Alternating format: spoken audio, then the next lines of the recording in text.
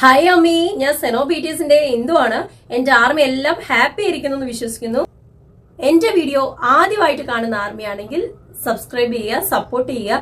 ഇഷ്ടപ്പെടുവാണെങ്കിൽ ഒന്ന് ഷെയർ ചെയ്ത് കൊടുക്കുക മറ്റു ആർമികൾക്കൂടെ. പിന്നെ എന്റെ സ്ഥിര ആർമി ആണെങ്കിൽ ലൈക്ക് ചെയ്യാതെ പോവരുത് കേട്ടോ. പിന്നെ നിങ്ങൾക്ക് ഇഷ്ടപ്പെടുവാണെങ്കിൽ നിങ്ങൾ കമന്റ് ഇട്ടാൽ മതി, അത് ഞാൻ നിങ്ങളെ നിർബന്ധിക്കുകയില്ല. അപ്പൊ ആർമി, ഇനി ഞാൻ ഒന്നും പറഞ്ഞു നീട്ടുന്നില്ല, നമുക്ക് നേരെ വീഡിയോയിലേക്ക് പോവാം. ആർമി, നിങ്ങൾ ഈ മിഷിക ഹുയയെ കുറിച്ച് കേട്ടിട്ടുണ്ടോ? മിഷിക ഹുയ ആരാണെന്ന് നിങ്ങൾക്ക് അറിയാമോ? നമ്മൾ അറിഞ്ഞിരിക്കേണ്ട ആള് തന്നെയാണ്. ലോകത്തിലെ ആദ്യത്തെ BTS ആർമിയാണ് മിഷിക ഹുയ. സൗത്ത് കൊറിയയിൽ പഠിച്ചുകൊണ്ടിരുന്നിരുന്ന ജപ്പാൻകാരിയായ യുവതിയാണ് മിഷിക ഹുയ. BTS സൗത്ത് കൊറിയയിൽ നിലയുറയ്ക്കുന്നതിന് മുൻപ് തന്നെ BTSന് ഒരു ഒഫീഷ്യൽ ആയിട്ടുള്ള ആർമിയും ഫാൻറ്റവും കാര്യങ്ങളും ഒക്കെ വരുന്നതിന് മുൻപ് തന്നെ BTSനെ ഡയറക്റ്റ് പോയി മീറ്റ് ചെയ്ത ഒരു ആർമി കൂടിയാണ് മിഷിക ഹുയ. 2016 ഇസാക് അഥവാ ഐഡൽ സ്റ്റാർ അത്ലറ്റിക് ചാമ്പ്യൻഷിപ്പ് നടക്കുമ്പോൾ തങ്ങളിലേക്ക് ഓടിയെത്തിയ ഈ ഒരു ആർമി ഗേളിനെ കണ്ട് BTS ശരിക്കും ആശ്ചര്യപ്പെടുകയാണ് ഉണ്ടായത്. ഒന്നുമല്ലായിരുന്ന തങ്ങളിലേക്ക് ഇത്രയും ഐഡൽസിനിടയിൽ തങ്ങളെ മാത്രം കോൺസെൻട്രേറ്റ് ചെയ്തുകൊണ്ട് ഒരാൾ ഓടിയെത്തുകയും ഞങ്ങളുടെ ആരാധികയാണെന്ന് പറയുകയും ചെയ്തപ്പോൾ BTSന് വളരെ സന്തോഷമാണ് തോന്നിയത്. അങ്ങനെ അവരെ BTS ഹഗ് ചെയ്യുകയും അതുപോലെ അവരുമായിട്ടുള്ള സന്തോഷം പങ്കിടുകയും ഫോട്ടോസ് എടുക്കുകയും ഒക്കെ ചെയ്തിട്ടുണ്ടായിരുന്നു.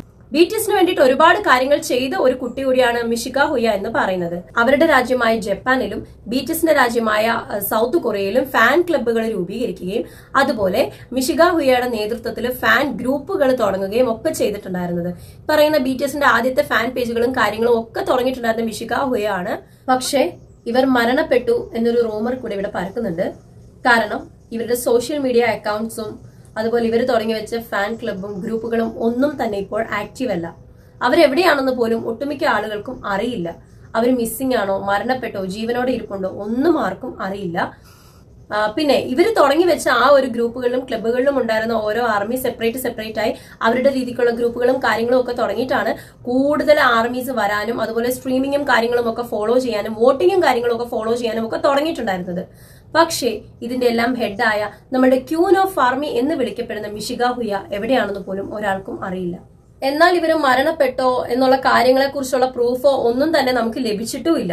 കുറെ നാളുകൾക്ക് മുൻപ് ജപ്പാനില് ഒരു ഡൈഹാർഡ് BTS ആർമി സൂയിസൈഡ് ചെയ്യുകയുണ്ടായി. അത് മിഷിക ഹുയ ആണെന്നൊക്കെ ഇങ്ങനെ പൊതുവെ പറഞ്ഞു പരക്കുന്നുണ്ടായിരുന്നു. പക്ഷെ അതിന്റെ സത്യാവസ്ഥ തേടി BTS ആർമിയോ BTSോ പോയിട്ടുണ്ടായിട്ടില്ല. ശരിക്കും പറഞ്ഞാൽ ഇതിന്റെ സത്യാവസ്ഥ കണ്ടെത്തേണ്ട ചുമതല BTSന്റെ ആർമിക്കും ഉണ്ടായിരുന്നു. കാര്യം ഇത്രയും വലിയൊരു ഫാൻറ്റമായി തീരാനായിട്ട് മിഷിക ഹുയ കഷ്ടപ്പെട്ട ആ ഒരു കഷ്ടപ്പാട് വേറൊരാളും ചെയ്തിട്ടുണ്ടാവുമെന്ന് എനിക്ക് തോന്നുന്നില്ല.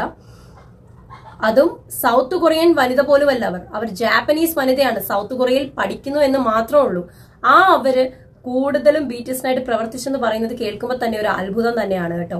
പിന്നെ എന്തൊക്കെയാണെങ്കിലും ലോകത്തിൽ എത്ര കോടാനുകോടിക്കണക്കിന് ഫാൻറ്റ് ഉണ്ടെന്ന് പറഞ്ഞാലും നമ്മൾ ആർമിയുടെ ക്യൂൻ എന്ന് ടെക്നിക്കലി അറിയപ്പെടുന്നത് മിഷിക ഹുയാനെയാണ്. She is the queen of BTS army. നമ്മുടെ രാജാക്കന്മാരെ നമുക്ക് പരിചയപ്പെടുത്തി തന്ന നമ്മളുടെ ക്യൂൻ. കറക്റ്റ് അല്ലെ? മിഷിക ഹുയയെ കുറിച്ച് കേട്ടിട്ട് എന്ത് തോന്നുന്നു? സന്തോഷം തോന്നുന്നുണ്ടോ? അഭിമാനം തോന്നുന്നുണ്ടോ? അവരെ കാണാൻ തോന്നിയിട്ടുണ്ടോ? അവരുടെ ഇപ്പോഴത്തെ സിറ്റുവേഷൻ അറിയണമെന്ന് തോന്നിയിട്ടുണ്ടോ? എനിക്കും തോന്നിയിട്ടുണ്ട്. ശരിക്കും പറഞ്ഞാൽ എനിക്ക് ഏറ്റവും നന്ദി മിഷിക ഹുയയോടാണ്. കാര്യം അവരില്ലായിരുന്നെങ്കിൽ നമ്മൾ ഒരിക്കലും BTSനെ അറിയില്ലായിരുന്നു.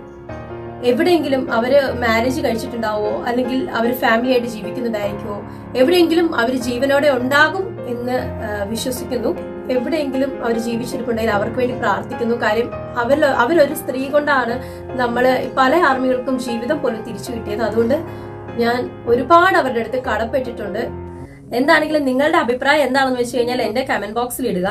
പിന്നെ എനിക്ക് ആർമിയോട് പറയാനുള്ള ഒരു കാര്യം, ആർമിയായി എത്ര കൊല്ലം ആർമിയായി തുടർന്നു എന്നതിലൊന്നുമല്ല കാര്യം. നിങ്ങൾ BTS ബോയ്സിനെ റെസ്പെക്ട് ചെയ്യുന്നുണ്ടോ, അവരെ സപ്പോർട്ട് ചെയ്യുന്നുണ്ടോ, അവരുടെ മ്യൂസിക് ഇഷ്ടപ്പെടുന്നുണ്ടോ, അതിലാണ് കാര്യം. അങ്ങനെയൊക്കെ ചെയ്യുന്നുണ്ടെങ്കിൽ നിങ്ങൾ ഒരു സിൻസിയർ BTS ആർമി ആയിരിക്കും. മറ്റൊരാളെ നിങ്ങൾ ബോധിപ്പിക്കേണ്ട എത്ര വർഷമായിട്ട് ഞാൻ ആർമിയാണ് എന്നുള്ളത്. 2020 ആർമി ആയാലും 2024 ആർമി ആയാലും 2013 ആർമി ആയാലും നിങ്ങൾ ഒരു ആർമിയാണ്. അത് മാത്രം ഓർക്കുക. ഞാൻ ചില ഗ്രൂപ്പുകളിലും മറ്റും കേട്ടിട്ടുണ്ട്, നീ എത്ര കാലമായി ആർമി ആവാൻ തുടങ്ങിയിട്ട്? നീ ഈ വർഷമല്ലേ ആർമി ആവാൻ തുടങ്ങിയത്? ഞാനെങ്കിൽ 2016 മുതൽ ആർമിയാണ്. അങ്ങനെ കേൾക്കുന്നുണ്ടായിരിക്കും. അങ്ങനെയുള്ളവരോട് നിങ്ങൾ പറയാനുള്ളൊരു ധൈര്യം കാണിക്കണം. ഞാൻ ഇന്ന് ആർമി ആണെങ്കിലും ശരി, ഞാൻ ഇന്നലെയാണ് ആർമി ആയെങ്കിലും ശരി, ഞാൻ BTSനെ റെസ്പെക്ട് ചെയ്യുന്നുണ്ട്, സപ്പോർട്ട് ചെയ്യുന്നുണ്ട്, അവർക്ക് വേണ്ട വോട്ടിങ്ങും കാര്യങ്ങളൊക്കെ ചെയ്യുന്നുണ്ട്. ഞാൻ ഒരു ആർമി തന്നെയാണ് എന്ന് പറയാനുള്ള, എനിക്ക് ഒരു ആർമിയാണെന്ന് പറയാനുള്ള റൈറ്റ് ഉണ്ട്. നിനക്കത് ചോദിക്കാനുള്ള എന്ത് റൈറ്റ് ആണ് എന്ന് ചോദിക്കാനുള്ള ഒരു ധൈര്യം ഓരോ ആർമിയും കാണിക്കണം. ചുമ്മാ ഹേറ്റേഴ്സിനെ ചൊറിയുകയും സ്റ്റാറ്റസ് ഇടുകയും എന്താ പറയുക, കുറെ സ്റ്റാറ്റസ് ഇട്ട് നിരത്തൊന്നും ചെയ്തിട്ടൊന്നും അല്ല കാര്യം. നമുക്ക് ചെയ്യേണ്ട ചില കാര്യങ്ങളുണ്ട്, അത് മാന്യമായ രീതിയിൽ ചെയ്തു തീർക്കുക. അവിടെയാണ് ഒരു BTS ആർമി എന്ന് പറയുന്നത് വാല്യുബിൾ ആയിട്ട് വരുന്നത്. അപ്പോൾ ആർമി, എന്റെ ഈ വീഡിയോ കണ്ടിട്ട് എനിക്ക് നേരെ നിങ്ങളിൽ ചിലർ വിമർശനങ്ങളൊക്കെ കൊണ്ടുവരാൻ ചാൻസ് ഉണ്ട്. എന്നാലും എനിക്ക് കുഴപ്പമില്ല. എനിക്ക് പറയാനുള്ള കാര്യങ്ങൾ എന്റെ യൂട്യൂബ് ചാനലിലൂടെ ഞാൻ പറയുക തന്നെ ചെയ്യും. ഹേറ്റേഴ്സ്, ഞാൻ BTS ആർമി ആ യൂട്യൂബ് ചാനൽ തുടങ്ങിയപ്പോഴേക്കും ഹേറ്റേഴ്സ് വന്നിട്ട് മാറി നിന്ന് കൊടുക്കാത്ത ഞാനാണ് ഇനിയിപ്പം നിങ്ങളിലെ ടോക്സിക് ആർമി വന്നാൽ മാറി നിൽക്കാൻ പോകുന്നത്. എന്റെ സമയപരിധിക്ക് അകത്ത് നിന്നുകൊണ്ട്, എന്റെ പരിമിതികൾക്ക് അകത്ത് നിന്നുകൊണ്ട് തന്നെ BTSനെ സ്നേഹിക്കാനും ഫോളോ ചെയ്യാനും അവരുടെ മ്യൂസിക് എൻജോയ് ചെയ്യാനും ഒക്കെ എനിക്ക് കഴിയുന്നുണ്ട്. So I M A BTS army, 100% sincere ആയിട്ടുള്ള BTS ആർമി. നീ എത്ര ദിവസം കുത്തിയിരുന്ന് സ്ട്രീം ചെയ്യുന്നവളാടി, നീ BTSന് എല്ലാ വോട്ട് ചെയ്യുന്നവളാണോടി എന്നൊക്കെ ചേച്ചിമാരെ നിങ്ങളോട് ചോദിക്കുമായിരിക്കും.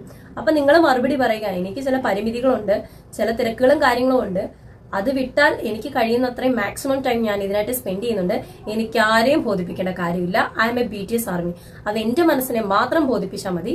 അപ്പോ ആവശ്യമില്ലാത്ത ടോക്സിസിറ്റിയും ആവശ്യമില്ലാത്ത ഭരണവും തലയെടുപ്പൊന്നും എന്നോട് കാണിക്കണ്ട എന്ന് 100% എന്റെ ആർമിക്ക് പറയാം. അപ്പൊ പിന്നെ ഞാനങ്ങ് പോയി കാണും. ഇനി കൂടുതൽ പറഞ്ഞ് വെറുപ്പിക്കാൻ ഞാനില്ല. ബൈ, സരാങ്കയോ. മറ്റൊരു വീഡിയോയുമായി കാണും വരെ.